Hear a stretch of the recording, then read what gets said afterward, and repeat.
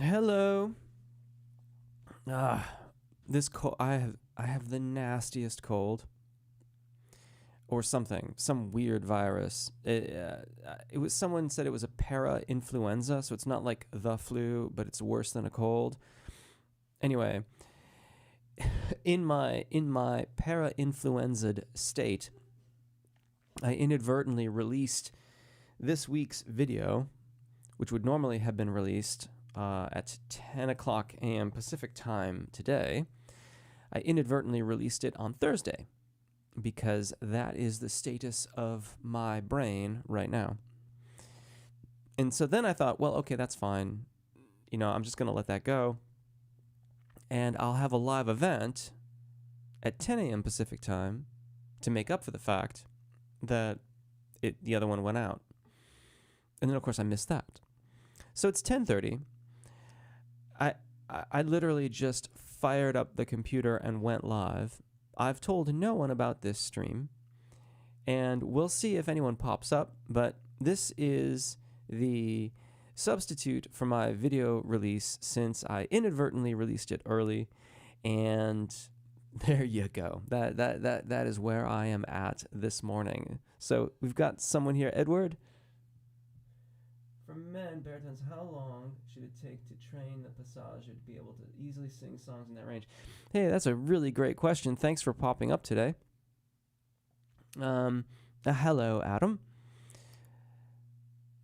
The English have a phrase, how long's a piece of string? And it's meant to suggest that it really does depend. In my personal practice, hello, Johnny. Thank you for joining the channel. I appreciate that. Johnny 509th, I appreciate your support. It really does depend. I learned something teaching what we would call here in the U.S. middle schoolers a long time ago, which is never put an arbitrary limitation on someone's ability to learn. When folks are motivated, they will learn amazing things really quickly, like very, very quickly. So I have seen adults, I presume you're an adult, learn to manage and smooth out their zona de passaggio and secondo passaggio areas pretty quickly. Depending on where you begin from, 4 to 6 months, for what I would call conscious competency. In other words, I'm conscious of what I am doing. I have to think about it, but it is competent. The outward experience sounds like a smooth transition. Might take some more time to get to unconscious competency, which is, I'm not really thinking about it. I'm just singing, and this is how I sing. And it's, good technique. So, yeah, but I mean, again, like I am not one to put arbitrary limitations on anyone. If you have a good daily practice, if you are observing your voice effectively, if you are getting lessons and you've got a teacher who is supporting you in this endeavor, then things can go really quickly.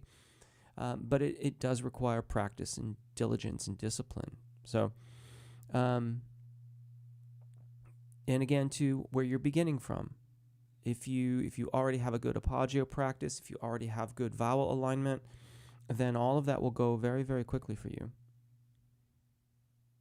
No, that's I was like, oh, that's a big comment. That's the stream elements thing.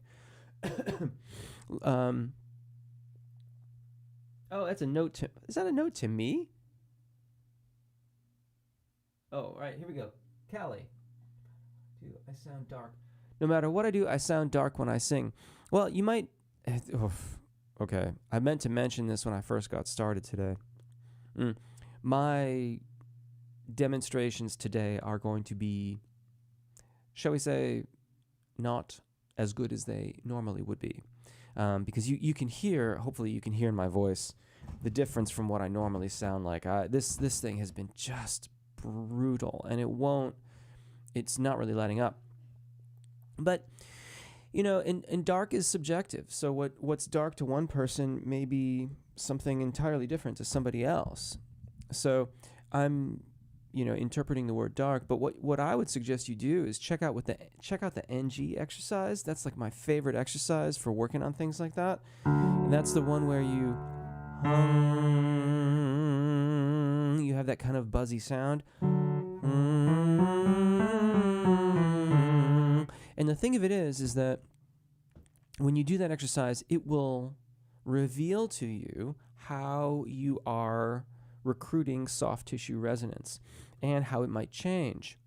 So, for example, if you sang that same thing that I just sang, but instead it sounded like this, you can hear how it kind of dulls as I get towards the top there.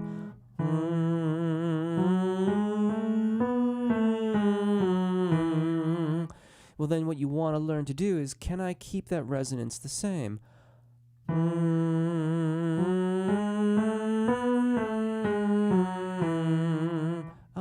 Okay, that sounds similar. Cool, right.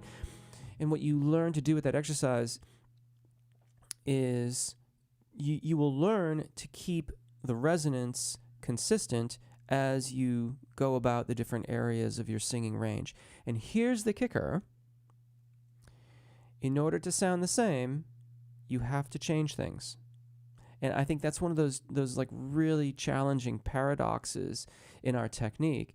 We don't sound the same. We will not sound consistent if we try to keep everything the same. We have to make adjustments along the way. And that is what makes it so that we sound consistent. So, like if I did these two examples, like first A,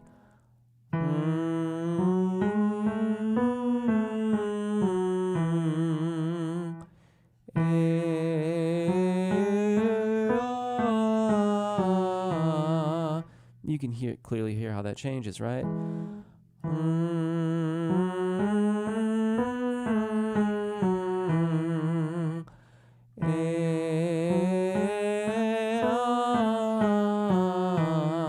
And that one's more consistent.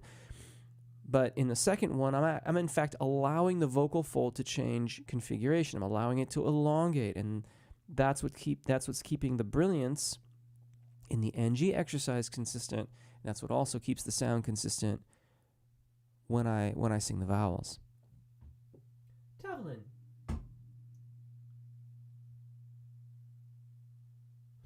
Presumably you mean quiet as opposed to quite. Yeah, I actually did a video on that. It's been a couple years now, I think. Lip trills, straw phonation. It depends on how far you want to go. You could put a towel over your head if you want to do a little bit of light vocalization. And probably like a lot of the gentle warm-ups on vowels, those aren't going to be particularly loud exercises in general, so you might consider doing those as well. But yeah, lip trills, straw phonation could also be something you do. I think I had a few other bits of advice in the video. Maybe check that out, and then if you like, follow up in the comments to this video if you have any questions.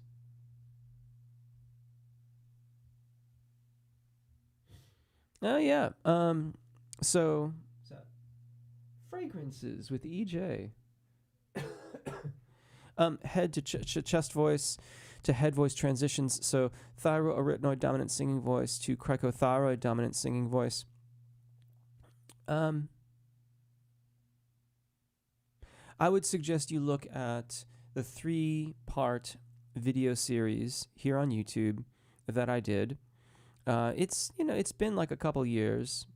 It's probably been more than a couple years, but the information is just as good today as it was when I released the videos, and that details the sequence of exercises and how to approach them.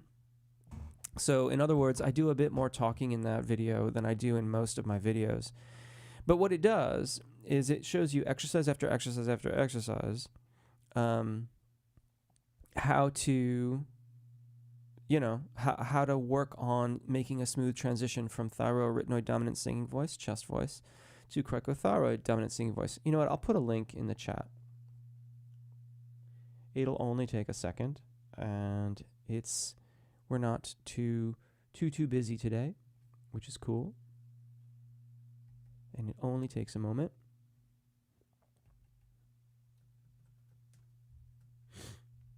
Now let me give you one piece or one thought here regarding that.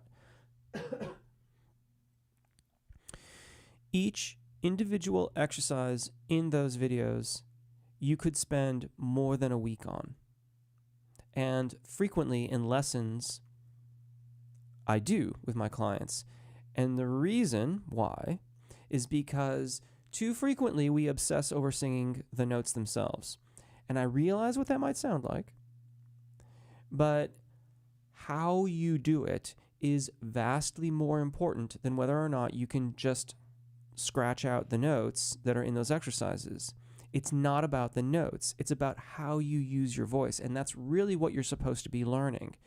Just about anybody who has, a reasonable amount of usage of their voice and can hear with sufficient acuity to discern the pitches will be able to, in some way or another, squeak out the notes in those videos. That's not the point.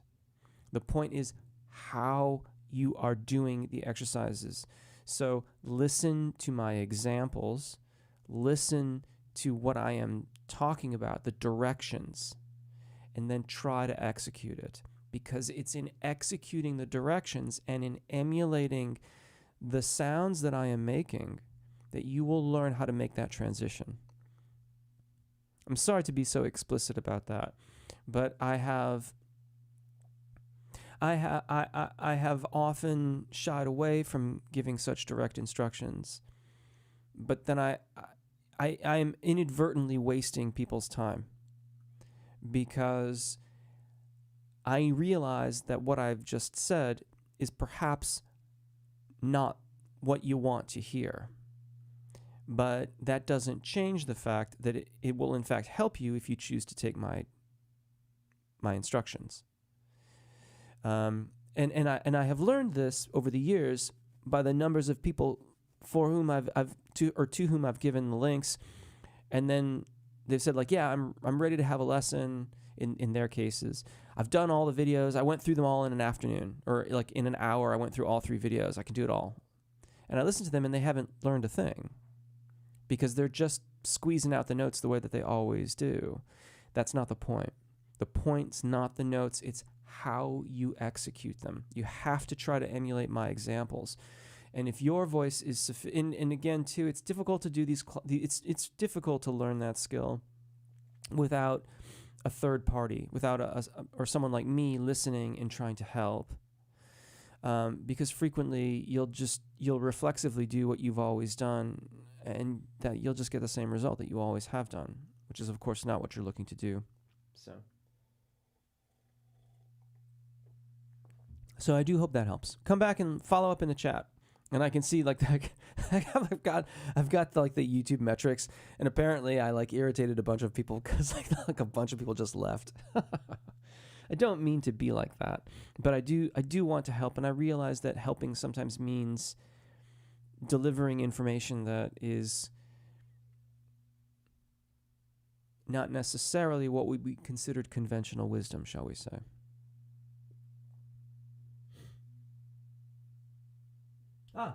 Pierluigi. Luigi.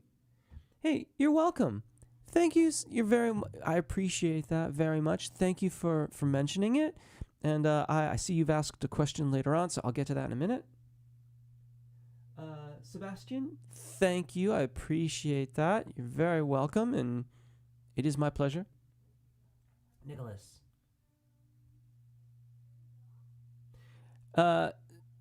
Yeah, Nicholas. The training in my video, the information in my video is taken from bel canto singing, and really there's some other disciplines that I've kind of been exposed to and studied over the years that kind of filter in there too.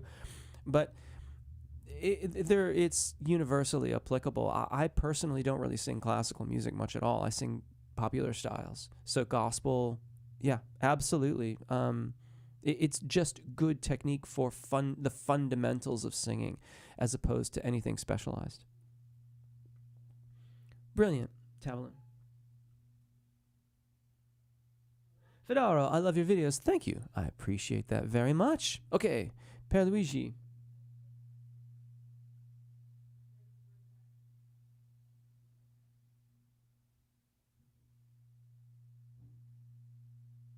Stop closure dampening mechanism. Not aware of it, honestly.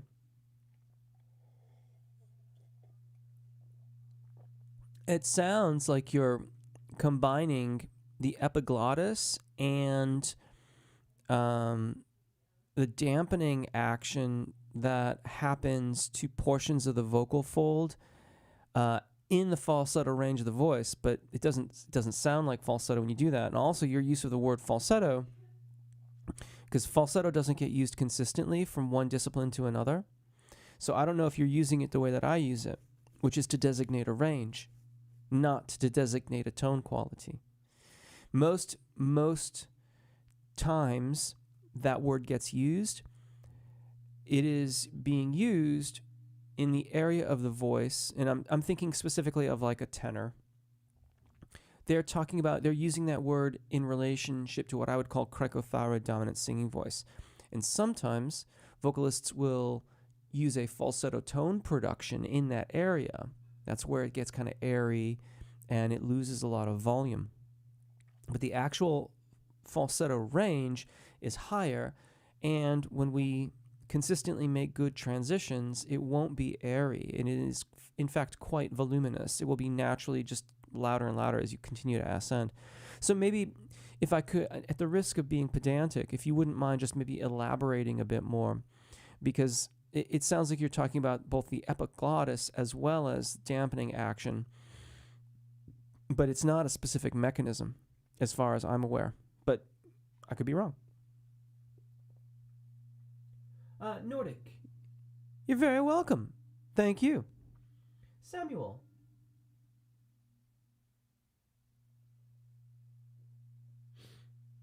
So Samuel, I'm sorry to hear that your vibrato is weakened a little bit. I'd double down on your apagio breath management practice. If you're not, if you don't have a dedicated apagio breath management practice, then it is entirely plausible that what you are hearing with your vibrato is it is the lack of sufficient subglottic air pressure to create parity between the vocal fold and the column of air below it. That is, now again, we have to get back to, maybe we have to talk perhaps briefly about how is a vibrato created. Okay? I am of the school of thought that vibrato is not something we practice for. In fact, what we practice for is good vowel alignment and good parity, good subglottic air pressure and vocal fold closure between the two. We want them to work together. And in so doing, they tend to kind of push back and forth against one another, and they start an oscillation. And you can see where I'm going with this. That's your vibrato. So the vibrato is not something we train. It emerges out of an already existent good vocal practice. So what are the telltale signs that the subglottic air pressure is no longer sufficiently balanced with the vocal fold adduction? Vibrato can become heavy, slower, deeper, like artificially like lower and lower. It can become choppy, where and by choppy, the tone doesn't have to stop entirely. It just starts to sound like it has an edge to it, like it's and that's a gross exaggeration, right? Like it's way over the top. Those will give you clues that things aren't working together as well as they could, and that will have an immediate impact on your vibrato. But the good thing is that you can immediately remedy it too by bringing things back into parity. So I would investigate my Apagio breath management practice. I'd take another look at my my vowel alignment practices. I might work to do. Oh, that was really close. That was going to be bad.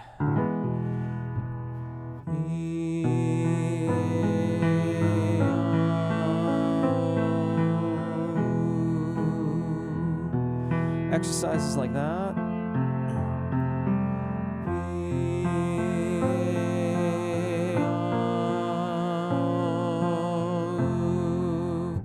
Where you're just slowly making a little crescendo over the long duration of the held note in order to kind of feel out how the system is working.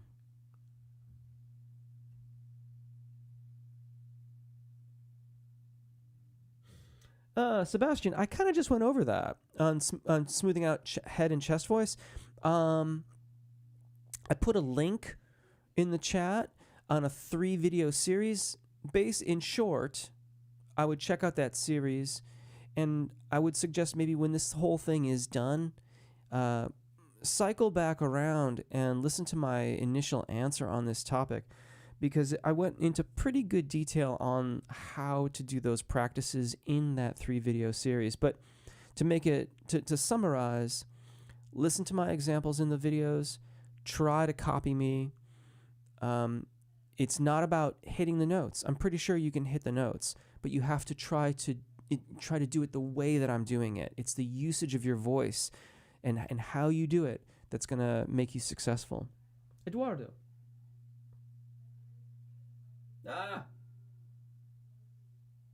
That's wonderful. Thank you very, very much.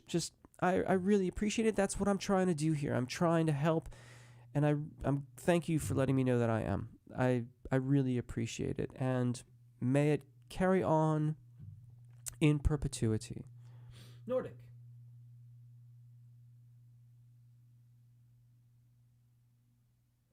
Okay, so Nordic's asking about how long to warm up and how much time between like the warm up and the performance.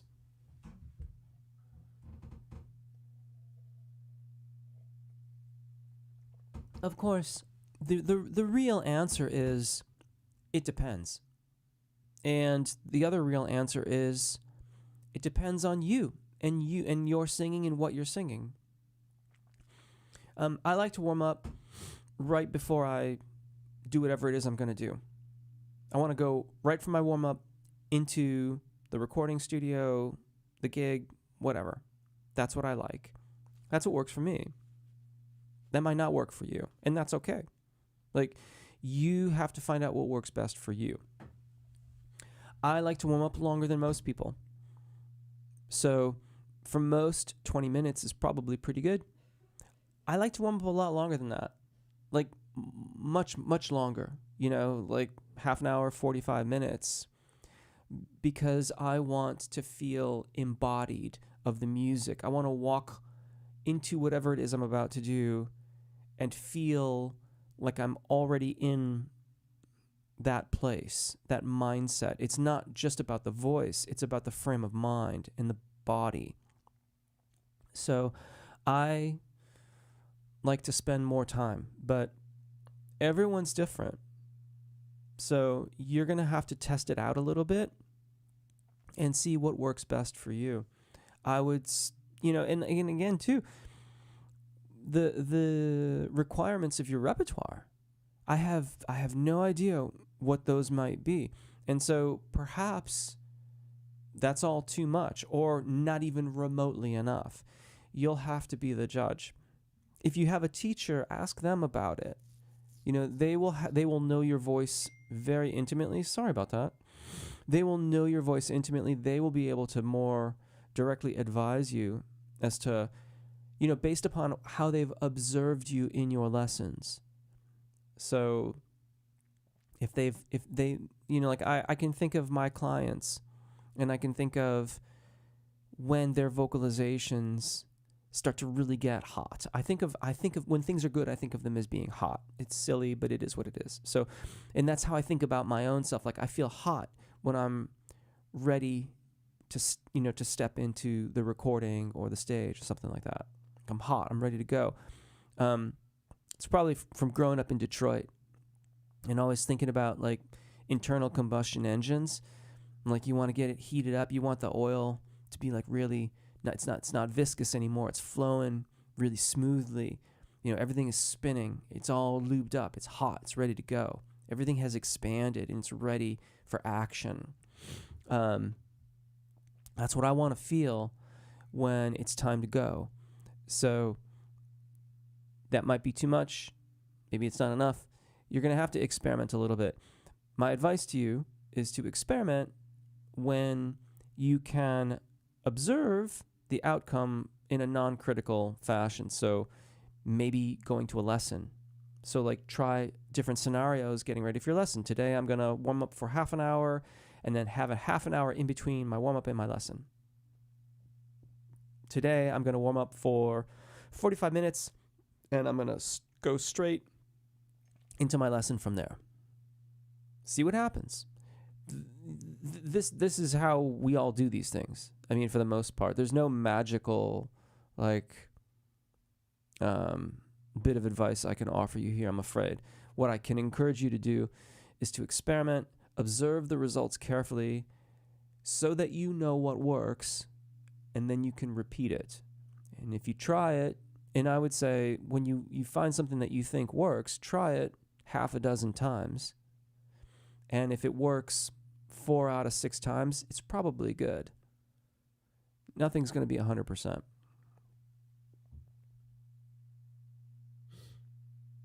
On April 5th, this is Eduardo, had a gig with their first gig with a rock band.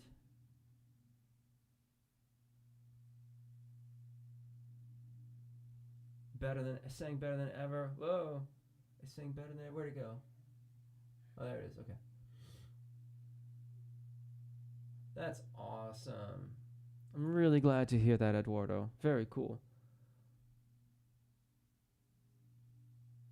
More vowel modification videos? Sure. Guadalupe?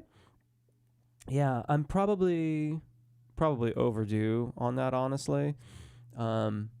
Things, as you may have noticed on the channel this year, things have changed a little bit. I decided to do like series. So I guess I did fundamentals, and then did I do something else before agility? No, I went right into agility after fundamentals. Everything, it was supposed to be like a month for each one, and it's like gone on way beyond that. And then this month's supposed to be endurance, but then this stinking virus just nailed me. It's so frustrating. It's unbelievably frustrating for me to have these sorts of things happen. And I do my best to avoid it. But this one got me. At any rate, I'm going to be back on endurance. I mean, hopefully I shoot, generally speaking, I plan videos on Mondays and then I shoot on Tuesdays. And so hopefully this coming week my voice will be well enough to shoot. We'll see. If not, I'll do another throwback re-release.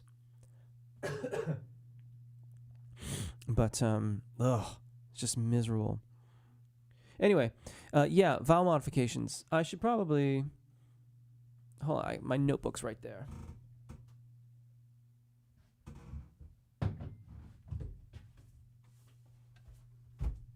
I just make a note of these things.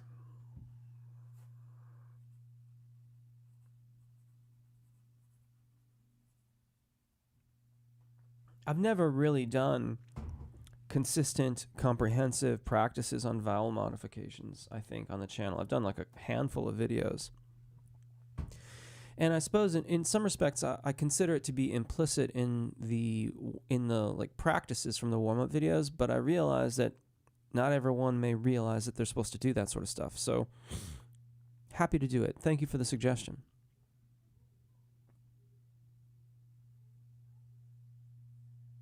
Well, thank you, Eduardo. I finally saw your third comment there, Eduardo. I'm not sure if you're... hopefully you're still out there. I really appreciate it. Thank you very, very much. The channel is here to serve. I'm here to serve. And I appreciate your support.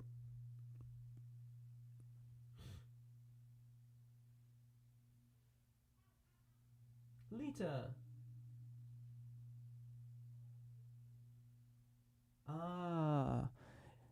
Is there an age where we cannot make vocal improvements, or is age irrelevant?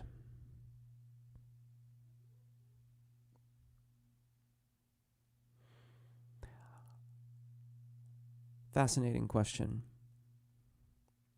You know, I suppose there are various ways to look at this. If you have no singing practice, you've never had lessons, never tried to study singing technique, and you're 60,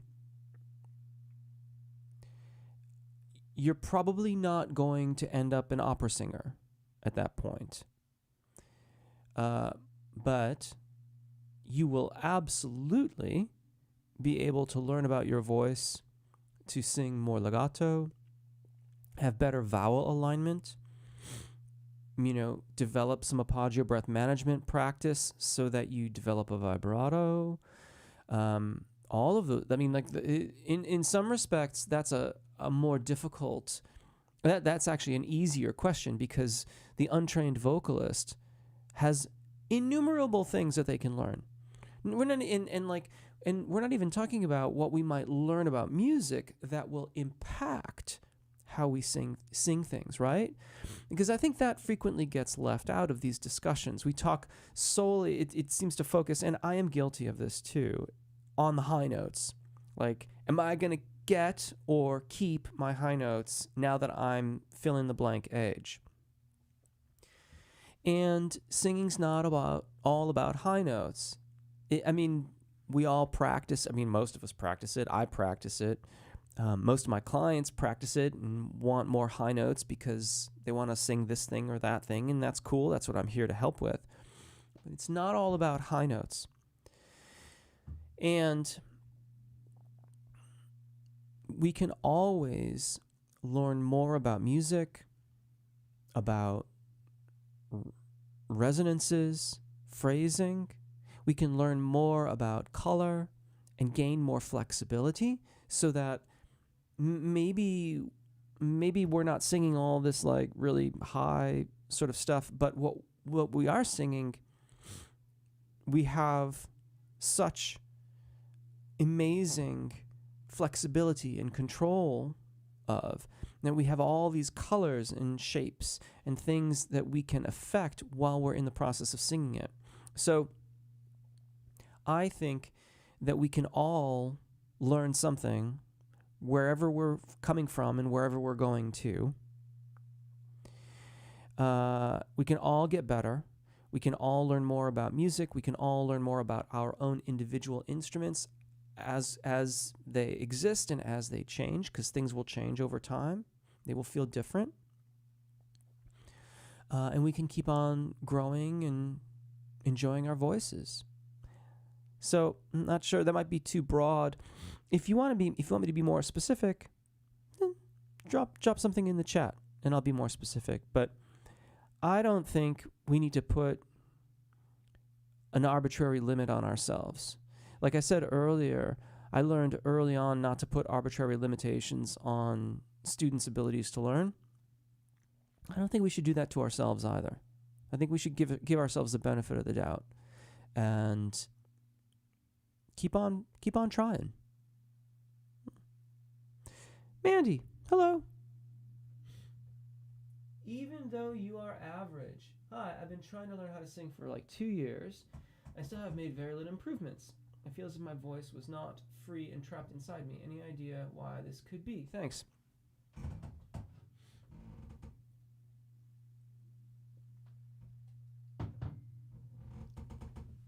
I mean, it could be any number of things, quite frankly. If you have been practicing, you haven't said on your own, but if you've been practicing on your own, maybe try a lesson or two. Get some outside opinions on what's going on. You also haven't said what you're trying to sing. And while that doesn't necessarily make a huge difference,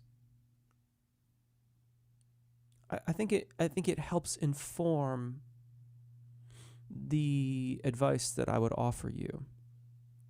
But if you've been at it for 2 years and you're just feeling like you've made, and I don't know what you mean by very little improvements. That's a very subjective phrase. So very little for you might feel not very good, and I can understand that. But if you've been primarily practicing on your own and you feel that you've made very little improvements, however, in the reality of music instruction, you have in fact made great progress over those 2 years. Well, your feelings are certainly valid and you can feel that way, but in the reality of music study, we kind of calculate, we sort of gauge our progress in terms of years as opposed to weeks or months. And while you've said 2 years, for all I know, you've made 5 years of progress inside of just 2 years. I don't know.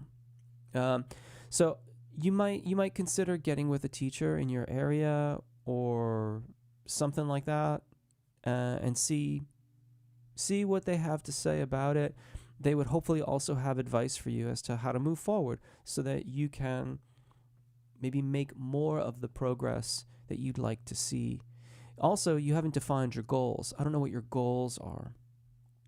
And your progress would, at least in part, I would think, be framed in the context of your goals. I've been singing for 2 years and I've only done this, but I want to sing a song that requires me to do this. That would help too.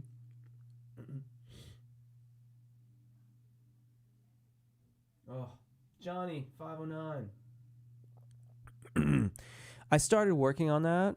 So Johnny's asking about the guidebook. And I started working on that last year. And then I forgot something happened and I got sidetracked. So I'd have to restart it again.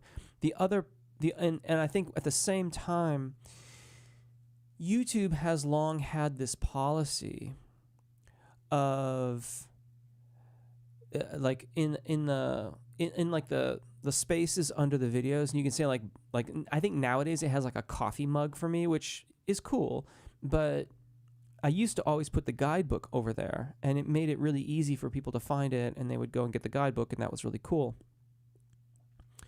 And YouTube has long had this policy of not selling digital products through those spaces, but they never enforced it for some reason. Like, it was never enforced on my channel until recently. Like, the guidebook just disappeared, and I just simply cannot put it back there, which means that virtually no one sees it, and it just doesn't do anything.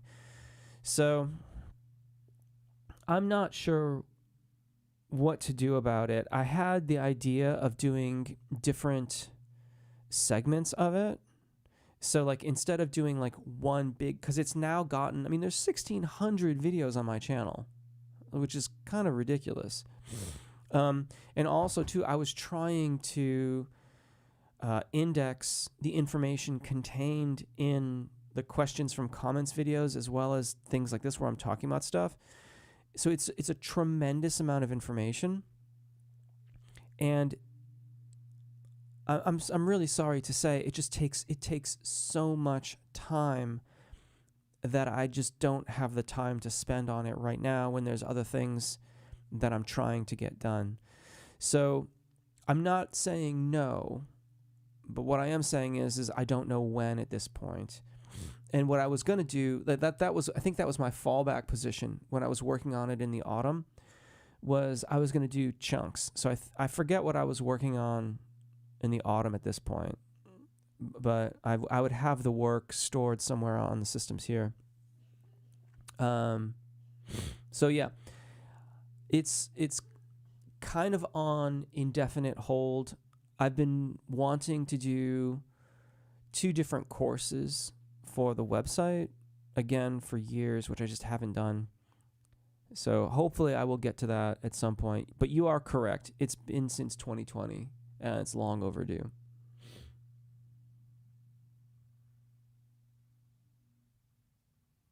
Hey, Gone Moon.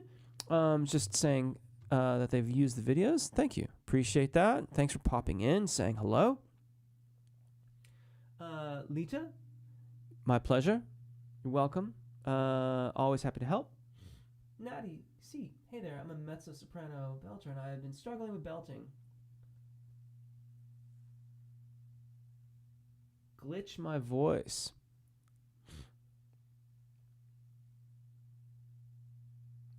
Well, see, here's the thing.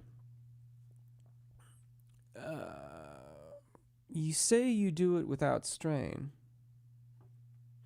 That makes me wonder whether you're actually belting. By definition, belting is to use the thyroarytenoid dominant singing voice for the tone production exclusively, or as exclusively as possible. At a certain tessitura, those tissues are just going...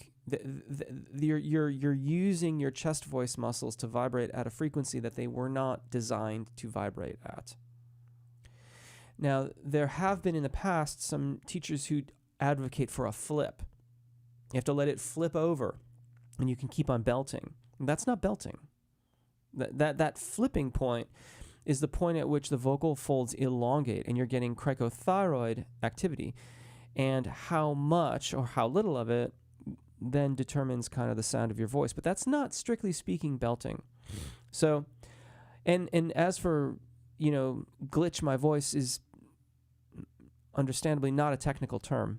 So I don't know what's exactly happening. I have my suspicions, but we'd have to do some exercises together. We'd have to sing a bit together for me to understand exactly what's going on with your voice. If you have a teacher, you obviously ask them. If you have already, maybe just work through exercises with them. See if they can get it to happen in the lesson, and then they'll be able to help you a bit better.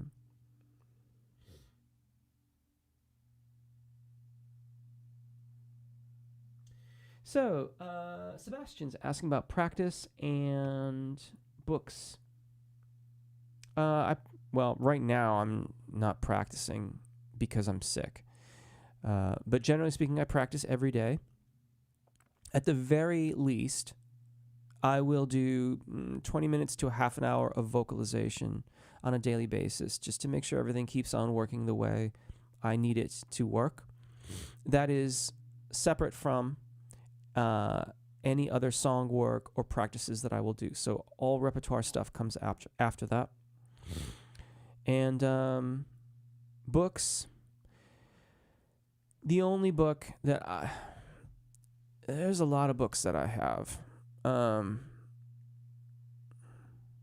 The one that I think of the most and wish to recommend is also the most specific and expensive and may not necessarily help you. But that's Training Tenor Voices by Richard Miller.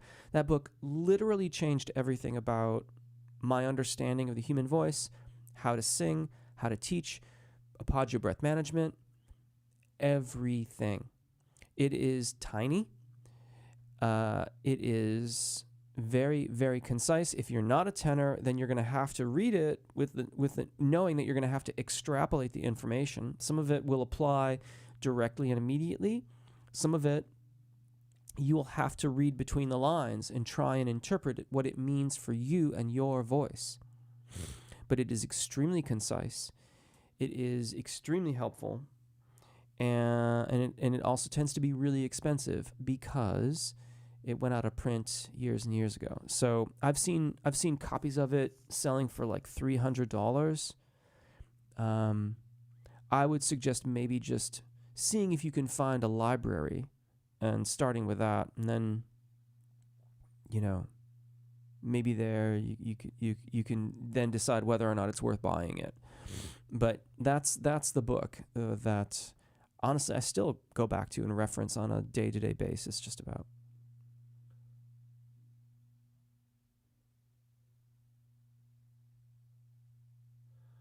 Nichelle, I have a question. Why is it that on some days it's effortless to hit higher notes and some days I sound like a broken instrument? Yeah, it's almost certainly inconsistencies in your technique. Sorry to have to frame it so bluntly, but that's basically what's happening. And in fact, that's kind of how we learn things in lessons. You know, a singing instructor cannot impart a skill upon you. What a singing instructor can do, however, is listen to you, do exercises that sort of coax you along to then get you to have an experience that you can both observe. And you can say, wow, that sounded really great. And your instructor can say, yes, it did. It's because of these things. Now go and repeat those things until they become habits so that you do that all the time.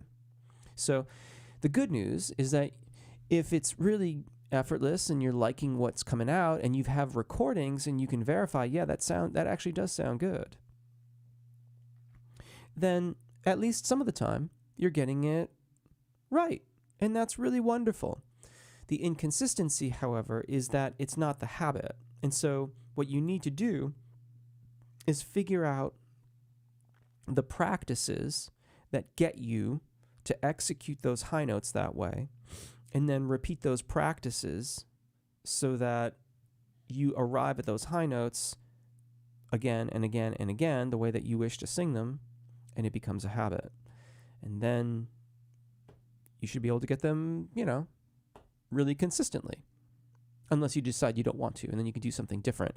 The point of vocal technique, in my opinion, should be to, give us flexibility, to create the opportunity for our artistry as opposed to pigeonhole us into one specific thing. If you have a teacher, they should be able to help you do that.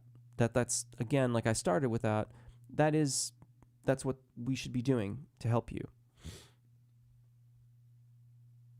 Any general advice for singers struggling with silent reflux? Yeah, I'm sorry you have to deal with that. Probably nothing that you haven't already heard.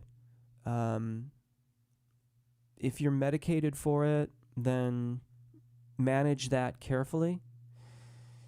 Hydration, vocalizations, your daily practice is important for all of us. It's even more important for you because you're going to have to double down on your consistency so that when problems do arise, you have the technique to sing around them or through them, or just you've built enough vocal chops, so to speak, that the irritation caused by the reflux isn't as noticeable. And all the other stuff too, hydration. Maybe try steaming a little bit. Anything that's going to reduce inflammation and reduce irritation on the vocal fold. Stuff like that could be nice too, but you can't rely on those things. Those are mitigating adjustments that you can make. It's all going to fall back on your technique. I was an instrument major in my undergrad, but will be doing a lot of singing as a general music teacher. You think it would take to get comfy using my full range while keeping good tone? Really, I talked a bit about this earlier on today. It's, again, far be it from me to place artificial limitations on one suitably motivated. I would... so you didn't say what instrument. If it was a woodwind, do not assume that you have good breath support for singing. I realize that is a challenging thing, especially it seems like trumpet players, because I know like playing the trumpet has an incredible amount of back pressure, but that doesn't mean you have the coordination for good support, good subglottic air pressure for singing. It's a different system. It works differently. As a saxophone player for many years, I assumed I had good breath support for singing, and I was told that I was practicing arpeggio, and all of that was wrong. And it wasted years of my time. So don't be like me. Look at the intricacies of arpeggio breath management and integrate that into your technical practice for your singing voice. That, in addition to vowel alignment and vowel modifications, but that more than anything else will facilitate your singing over the secondo passaggio smoothly with consistent tone quality. That would be my advice to you. And that should make it so that you not only get up to speed very, very quickly, but also get full use of your voice. If you're going to be teaching band, I would caution you about raising your voice to bring everyone to a stop. The usage of your voice can also fatigue you quite a lot, cause not a huge amount of vocal irritation, but enough to make it so that you're not going to get as effective use of your voice when you're teaching. So I would definitely be careful about that too.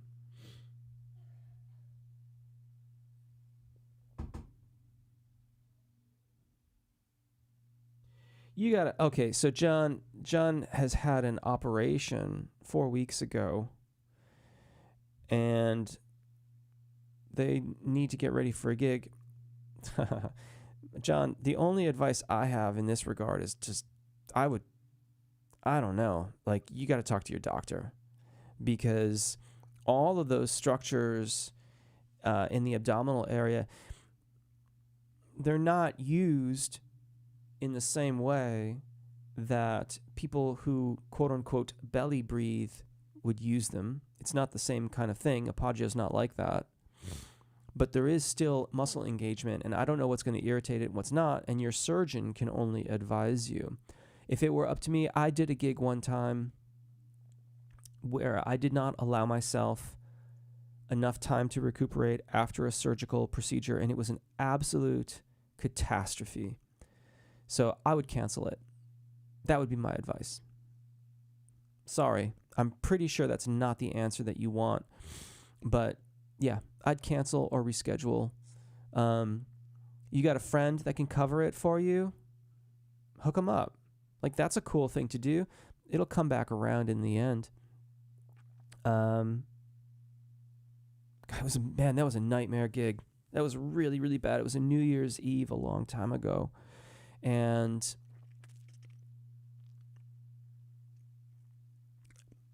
yeah, so sorry. I'm like I said, I'm pretty sure that's not the advice you want, but that's the advice I would give. And you haven't said when the gig is, too. You said you had the surgery 4 weeks ago, a short amount of time. So maybe you've got plenty of time. I don't know. Like, your surgeon will be able to tell you when you can go back to full capacity. Oh, Aaron. Awesome.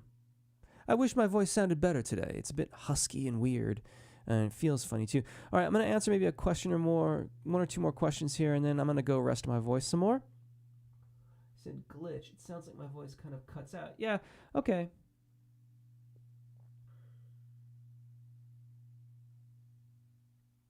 Yeah, so if you're still there, Natty C, that's probably the thyroarytenoid dominant singing voice muscles kind of tensing or cutting off for a second.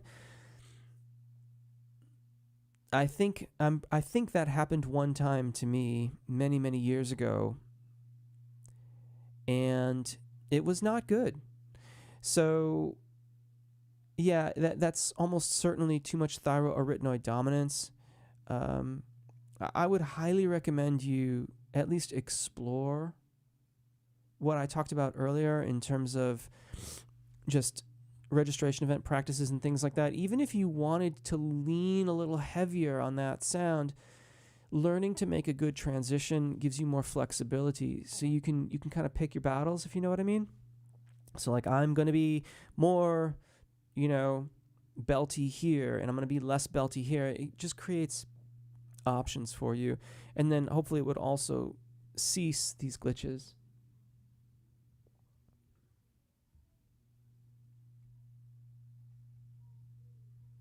Wow. Okay, so I didn't realize there was so many extra questions. It like the chat kind of stopped. General advice on how to avoid tongue tension. Yeah, I would start with the release tongue tension videos on my channel. That's where I would start. You could do your vocalizations with your tongue stuck out. I'm not going to stick mine out because I've been having some coffee and it's going to look nasty. So you can stick your tongue out. You can grab your tongue and sing your vocalizations. The vowels are going to sound weird. That's to be expected. Holding your tongue like that is supposed to make you aware of when you're pulling on your tongue, when it's flexing, and you can learn to release it. But you have to be able to observe it first. There's lots and lots of exercises like that. And as I said, there's at least a couple videos on my channel about releasing tongue tension. Tips for training young vocalists. Younger vocalists, keep it fun as much as possible. Make it fun. You know, what you want to do is you want to do fun things that incorporate technique. And I would probably never even bother talking about technique. Now, if this is a private student, that's a different matter entirely. There you can talk about technique, but I would still keep it fun.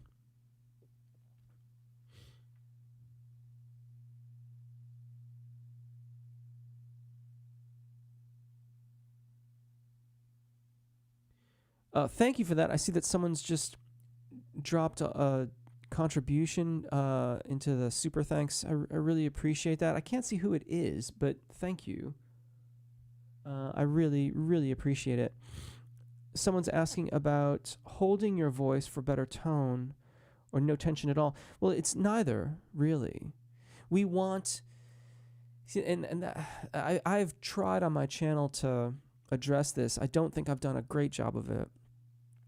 But if you have no tension at all, then the vocal folds would just be open and there would be no sound. But if you're too clenched, then you get stridency and bad intonation and all sorts of other bad things too. What we really want to have is the right amount of engagement, the right amount of tension. That's why apogeo breath management is so important. That is going to work in conjunction with the vocal folds so that only the amount of vocal fold adduction or closure or engagement, synonymous, that's required is used. And that way you'll have the greatest amount of soft tissue release, you'll get the most amount of resonance and things like that. So it's not about no tension or lots of tension, it's about the right kind of tension.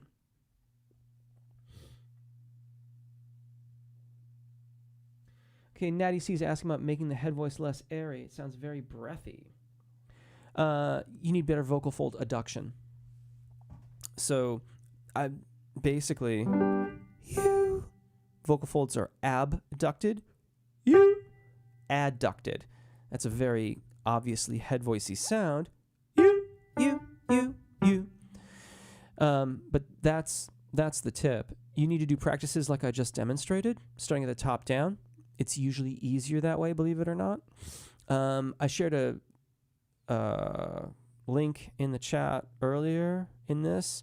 It should be somewhere in there. But at any rate, the exercises in those videos do exactly that. And that's where I would begin. So yeah, you need better vocal fold adduction. Generally speaking, if you are on higher notes, head voice, you said, so cricothyroid dominant singing voice. Along with that comes vocal fold elongation, hence cricothyroid dominant singing voice. So you need elongation, cricothyroid dominance, and adduction, closure. Those two things work together. Yeah. Keep up the great work. Thank you. Nigel, seeing a coach, self-taught before. I'm not sure if she is the right fit. Is this just typical for voice lessons? I told her I wanted to focus more on technique. Well, that should be great. January, February, March, April.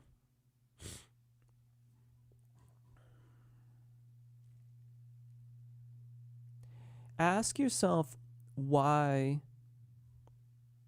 you think she's not a good fit. Are you asking for technical practices and you're not receiving them? that would be that's a pretty objective thing. I've asked for technical practices. They're not the ones I expected. And that's a little trickier. That's a very subjective thing. Maybe, and here's what I would say. Let's just assume that it's the latter. I am receiving technical practices. They're not the ones I expected. Ask her why. What is the goal of this practice? What am I looking for? What should I try to do? What's the immediate goal? What's the long-term goal? When singing instructors give you an exercise, there is almost certainly, hopefully, there is an immediate goal and there's a long-term goal. So the immediate goal might be your vowel alignment is not working. You don't have good vowel alignment. You haven't reconciled the differences between the cardinal vowels in our singing exercises. Before we can move on to other things, we need to at least make some headway there. What's the long-term goal? Well, the long-term goal out of that is almost anything. Like, eventually that paves the way for vowel modifications in the zona de passaggio. And that also paves the way for upper register practices and registration event practice and all this other stuff. It all starts there.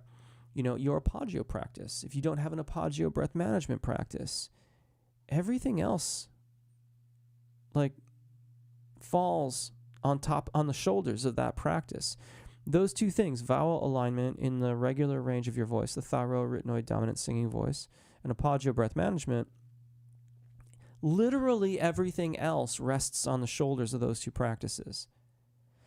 And if you have only just begun taking lessons for 4 months, there's a lot of foundation that you want to lay down. Think about building a building, right? Like in the United States, most everything is wood framed. So it's remarkable when you see a lot and they're like getting ready to do something. You're like, okay, they're gonna put a house there, and for weeks it looks like nothing's happening. Nothing, there's some boards on the ground, there's some sticks, like some metal rods sticking up. Okay, and now they've poured concrete, they've poured the foundation. Okay, that's cool. And then more time tends to go by. You're like, well, I guess what? They quit? They stalled? I don't know. And then one day, you walk past there and like all the framing is up. And you can see that all of a sudden, like there is now, where there was nothing for weeks, sometimes months, there's basically the frame of a house. That foundation is so critical. They're just making sure that it's right, that they're set up for it correctly, that they execute it correctly, they let it settle in, and then check it again and make sure that they are, yep, we're right, it's fine. And then you move forward. Too frequently, I think, in our singing practices, we rush those fundamentals because we want to get to the high notes, which is cool, I get it. And we skip over the fundamentals to our detriment. So maybe ask some questions, see what's going on, and then see what they have to say. Anyway, folks, thank you so much. I really appreciate you being a part of the channel. Oh.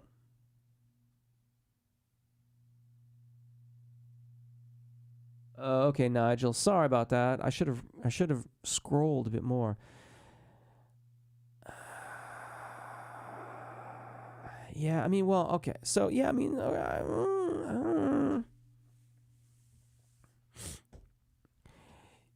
maybe ask why we're working on songs. You're like, I want to work on technique. I know I need technique. Why are we just doing songs? See if there's a method. If there's a method, then decide whether or not that method is for you. If that method is not for you, then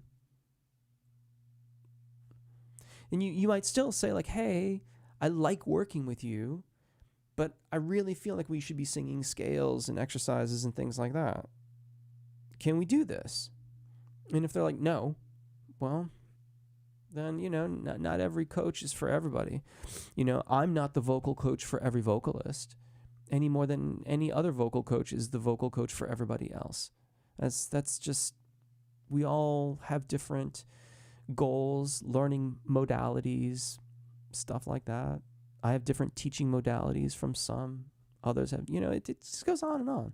Like, it's not a personal thing. They should want you to get what you want from your voice.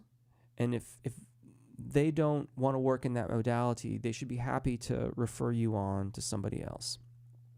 Anyway, folks, I'm getting tired, so I'm actually going to wish you a very, very happy Saturday.